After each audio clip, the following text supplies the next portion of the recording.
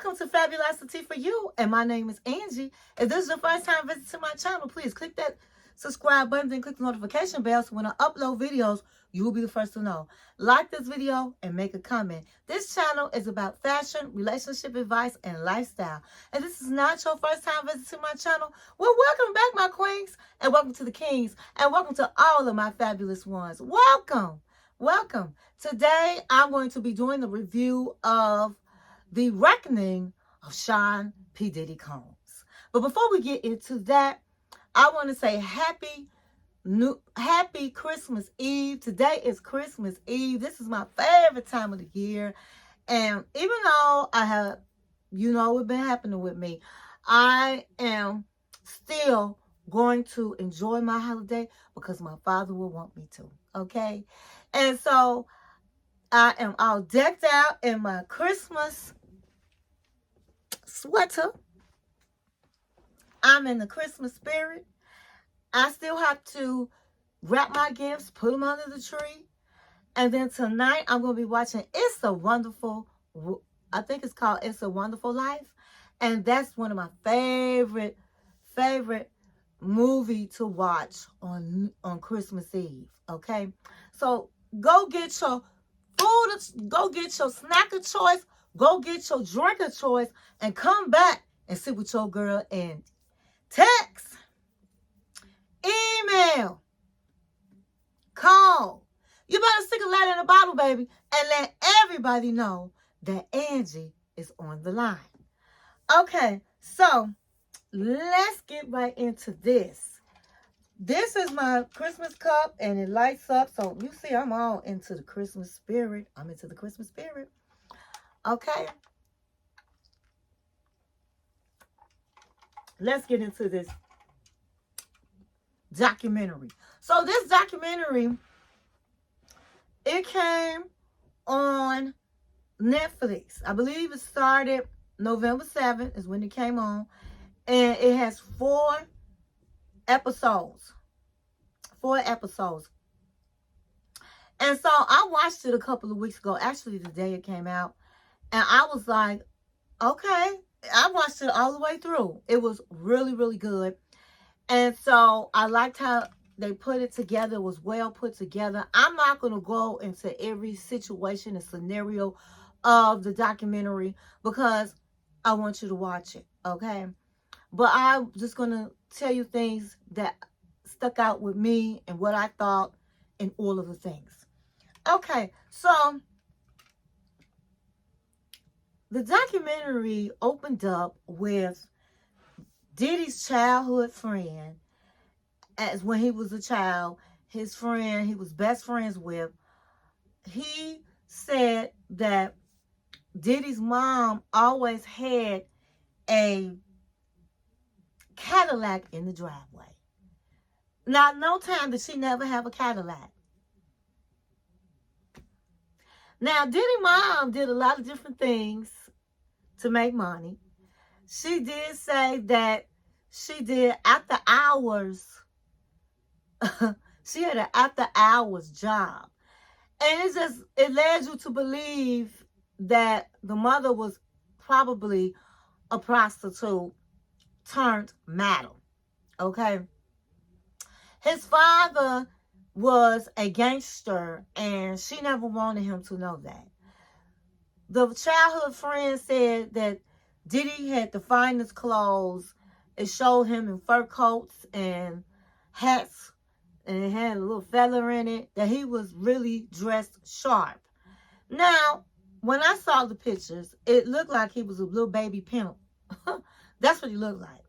But because his mother was in that lifestyle, those type of dressing with fur coats and hats and all of that type of stuff is what she thought to be the way to be. That was her version of being cool, making it. Having Cadillacs in her driveway. Son have a leather coat on and a little pimp hat on. Now, he said that he went to a good Catholic school and all of that. And Diddy was really a person, growing up, he was not somebody that you would think of him to be right now as this mogul and fashionista and all of that, that he was really a square, okay? And so he said that his mom, when he got beat up in school because he was picked on, the mother would beat him down. And he said when Diddy did stuff wrong or he got beat up in school, his mother beat him down. And he often felt really bad for Diddy about how his mother treated him when he did things wrong. And she told him, if somebody beats your butt, I'm going to beat your butt. And to me, that's a mentality of a pimp or a madam. Now, his father really was pimping his mama, okay? So, to me, that's where she got all that, I'm going to beat you down, and you better not, and all of this type of stuff. And that's probably how she got beat down, okay? And so, the childhood friend said he saw things that a child his age shouldn't see. That the mama had a stage in her living room and have all these beautiful ladies that look like models and all of these guys that look like they had money in his house, and they would watch them dance and no telling what else they did on the stage. But he said at a young age he saw a lot of things that was very inappropriate that a young boy should not see. And to me, that's probably where he had gotten his why he treated the women the way he treated them, because he probably saw the pimps in his mama house and his mama being the pimp and started having disrespect for women because of how they behaved and how the men treated the women. You know, his father was gone, and probably when he was alive, he probably beat his mama. She was his bottom hoe, okay? And so he got those pimp mentalities from his mama. And maybe as a little boy, he probably saw his father do those type of things. So as he got older, he found out that his father was a gangster. And in his mind, that was real cool. And I understand why it was cool in his mind, because that's all he been around. And that was the cool thing, to be a gangster. Because that's the life his mother led. Those are the people she hung out with. And so when he found that out, he felt like, okay, I got a cool status. My father was a gangster. I want to be a gangster. And that's because how he was raised. So as he got older, he ran into people in the streets that knew his father, and he started getting street credit and coolness because of who his father was, okay? So he started getting into promoting and all of the things that we already know. Now, what I did not know was that his first lawsuit was in the 90s. And it was a woman that came forward and was in the documentary. And she said she was at one of the parties he promoted. And her bride left. And so he said he'll take her home. But on the way home, can you stop and do this, get in this music video for me? And she did that. And then she still needed to get home. And one thing led to another. They had mutual sex. But guess what? He videotaped it. She said everybody saw the tape. All the parties he went to, he would play this videotape with him having sex. It basically ruined her young life. She was so embarrassed, and the stigma that was put on her, I can understand her pain. She was still crying today, honey. And she looked like she probably was in her 50s. She was still crying. She ended up telling her mama about it. And her mother was like, I'm going to write a letter. I'm going to write a letter to his mama. And Diddy mama is not the type of mother that you're going to write a letter to. Especially about him having sex with her daughter and playing it in front of everybody. She probably thought that was cool. But what we learned here, my fabulous ones, is that this man been videotaping since the 90s. This man has been videotaping for a very long time. It just didn't start because he became P. Diddy Combs, the music mogul. He been like that since he was a young guy. And he got away with it. Now, I don't know if he got away. They didn't say really what happened with the lawsuit, but she filed a lawsuit, okay? And so they said that when he got with women and they became his, meaning they was dating, that boyfriend, girlfriend, he would beat their butts. And that's still a sign of the mentality, a pimp mentality, okay? To beat the woman, to keep her in place and keep her online and pimp her out, you know. I believe that the mom was having these sex type of parties, freak parties. That's where he got the freak parties from, his mother.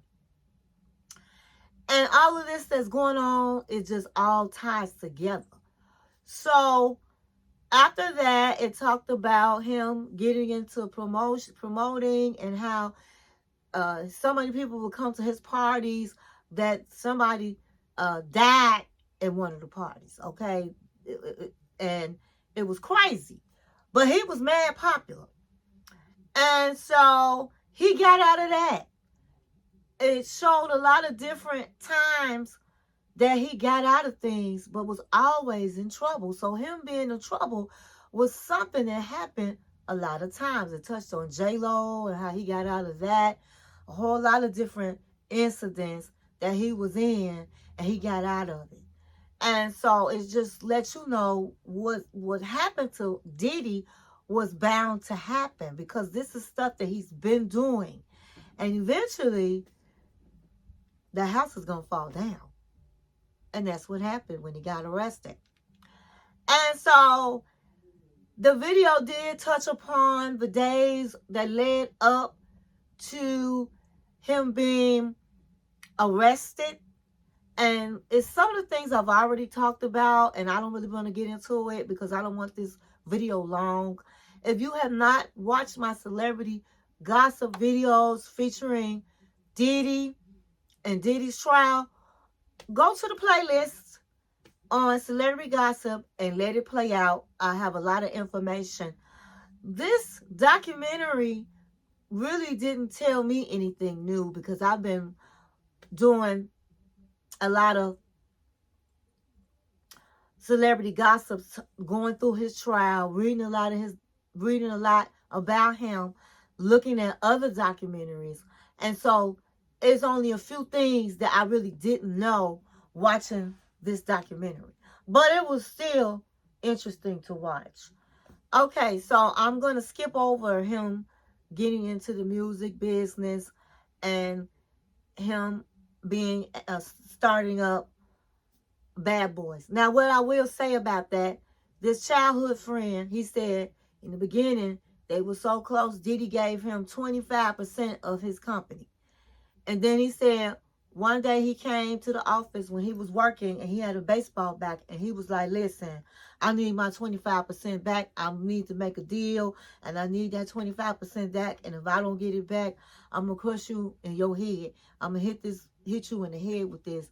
And I'm looking like, who does that to a friend? And he even looked hurt. He looked hurt. Still today, he looked hurt. He said he had no choice but to give him the 25% back. He never got it back. And the way the guy looked, it looked like he been having some hard times, honey. Here he grew up with this mogul who were best friends. Best friends enough to give him 25% of his company.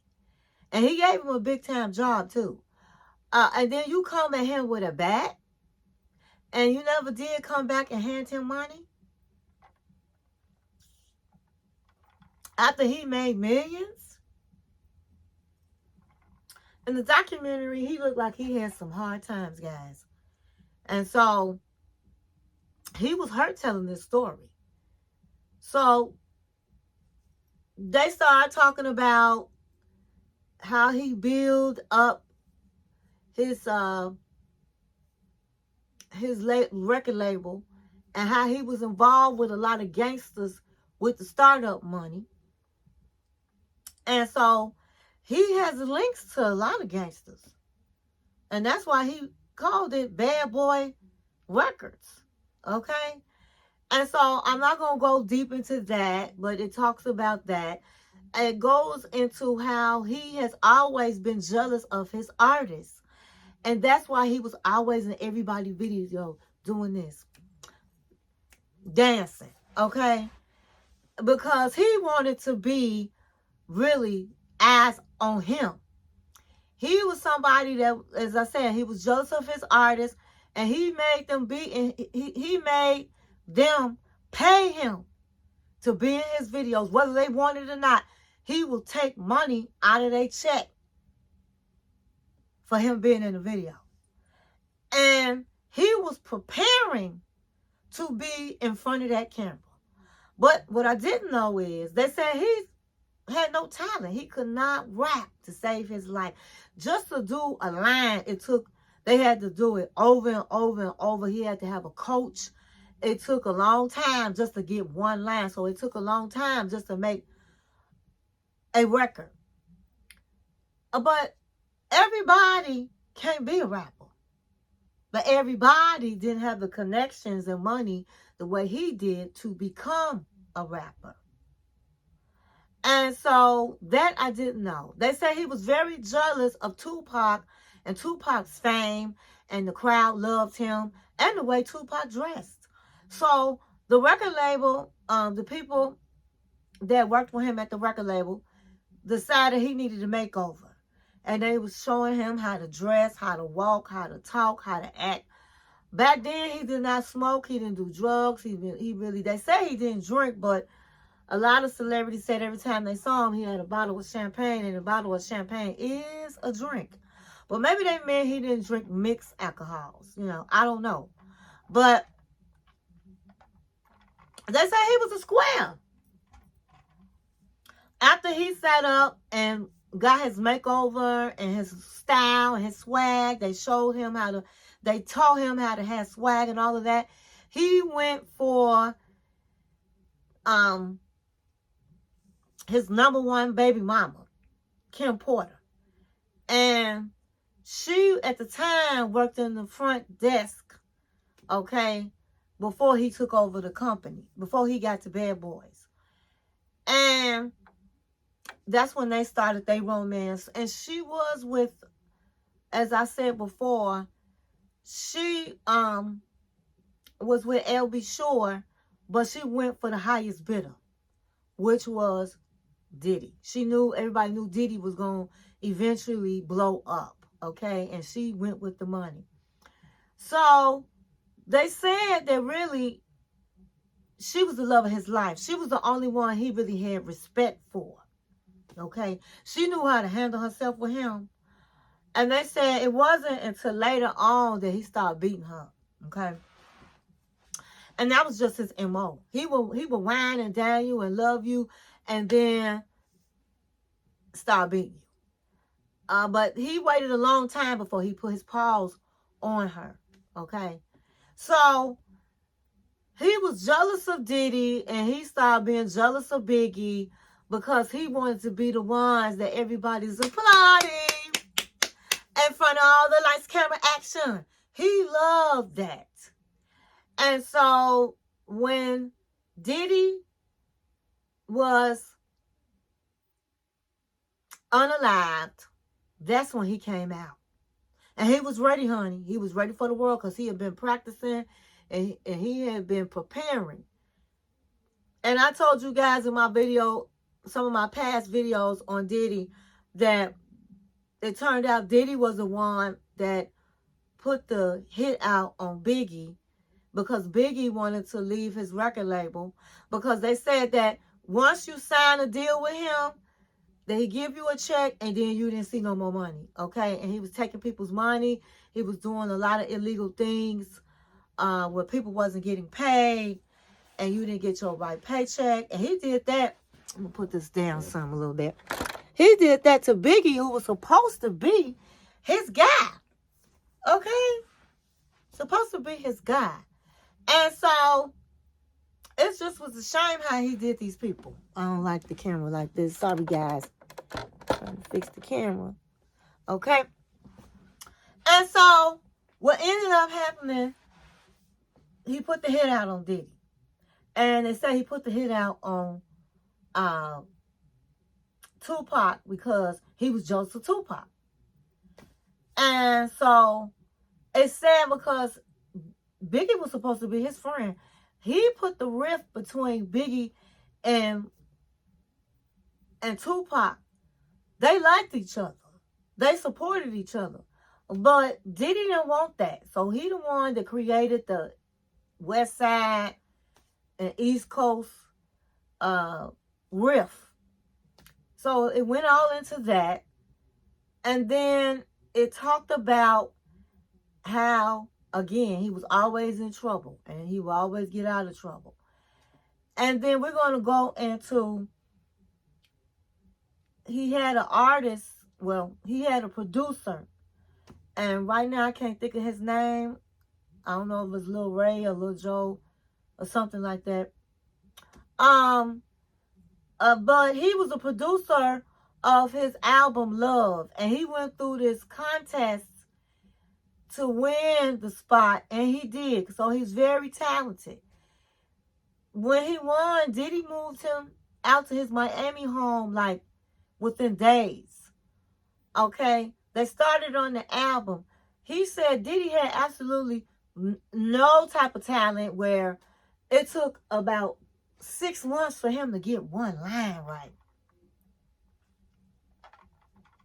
So it took 2 years to make this album. Now, in these 2 years, he said things started feeling a little fishy. After they would be in the studio, they party like rock stars. And he said he would wake up and it'll be a woman in the bed that he didn't know. Or he'll wake up and Diddy was in the bed and his butthole was hurting. Now, what you think happened to you, Lil Real? And I hope I'm saying his name right. I don't know, but... And I'm like, what you think happened? And so he said he knew that he was being SA. And so he went to one of Diddy's managers, who was a woman, and he felt comfortable going to a woman that she might give him, feel sorry for, feel what he's going through because she's a woman. And she was like, listen, things happen. I don't know nothing about that. I don't know. You need to go back to work. Well, she on Diddy payroll. She want to get paid too, honey. She knows she had went to Diddy, he would have bopped her in her face. Okay, or SA'd her. So she didn't do nothing about it. And so he ended up, when Cassie came out with a lawsuit, he came out with one after hers. But his got thrown out. And it should have got thrown out. He said they started, before even before that happened, Diddy would put on pornos that's men having sex with each other. And he said he felt uncomfortable. And Diddy was like, this is what we do in this industry. This is normal. And my thing is, so he knew what was going to happen. He knew what time it was. He knew that this man wanted him. So I don't care what kind of record you making, what kind of success you want. If you're not down with it and you got a problem with it, then you're going to walk away and then go to your lawyers. Now, that's what should have happened. Once he found out, first of all, once he saw him play pornos of men having sex and he wasn't with it, he should have, and after he should have walked away. All money, not good money. And so he continued after the music was made, after the album was finished. Diddy did not pay him. And he stayed around for a lot of months thinking he gonna get his money. And he said Diddy also promised him a house. Now, did he put this in writing? Was there a contract? Because if it was a contract, contract, you could have just dropped everything and left and took him to court. You had a contract. Or did you shake hands with this man and him say, I'm going to buy you a house next to mine? That don't even sound right. Why would he want you living next to him? And then he promised him, I think he promised him like $200,000 or something like that. Okay, if you had a contract to do this, wouldn't it have been easier just to take him to court? So he had been gone away from his family. He had a son for 2 years. And I think he waited around, I don't know if it was 8 months or 6 months after the music was done. He stayed, and every time it was time to pay him, it was an excuse. So he eventually left, and Diddy had called him a lot of times. He had to block him, telling him he loved him, they shouldn't fall out over this, that he's going to have fame.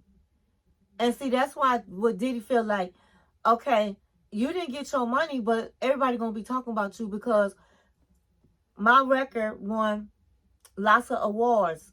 And I believe he did win an award. But award is not going to pay the bills. Now, because we're talking about bills, I'm going to go real quick into how he did people. So, there was, I think his name was Keith Murray, or Keith Mack. No, Keith Mack. And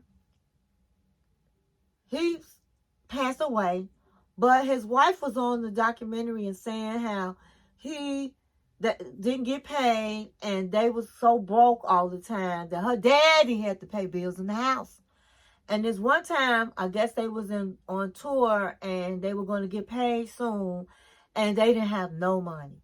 And they came to Diddy and said, listen, we'll pay you back when we get paid. We can pay real soon. We just need something to carry us over, and I'll pay you back. She said he took out a wad of money and pulled out $100 and said, you better pay me back. Oh my God, who does that? So he was a trip. He was a trip.